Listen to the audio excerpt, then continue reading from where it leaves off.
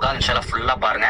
இதை செய்ய வேண்டியது ஒரு முஸ்லீமுக்கு கடமையா இருக்கு. இந்த வீடியோ நீங்க ஷேர் செய்யறதும் இன்ஷால்லா மத்தவங்களுக்கும் விஷயம் தெரியும். இதை மத்தவங்களும் செய்வாங்க. இன்ஷா இதுக்கான நன்மை அல்லாஹ் சுப்ஹானஹு வ தஆலா நமக்கு இனிமேல் மறுபடியும் இன்ஷால்லா வழங்குவானாக. ரீசெண்டா பார்லிமெண்ட்ல இப்ப இருக்க கரண்ட் சென்ட்ரல் கவர்மெண்ட் வக்ஃபுக்கு சொந்தமான இடங்களை கவர்மெண்ட் கீழே வரணும்னு சொல்லிட்டு மனு தாக்குதல் செஞ்சிருக்காங்க.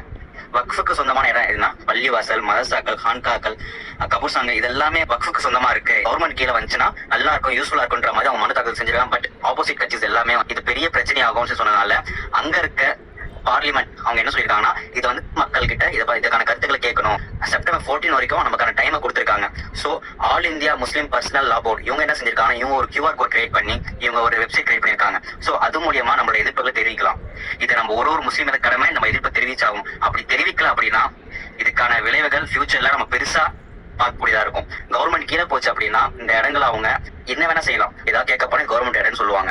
அல்லாஹ் சுப்ஹானஹு வ தஆலா பாதுகாப்பானாக. 2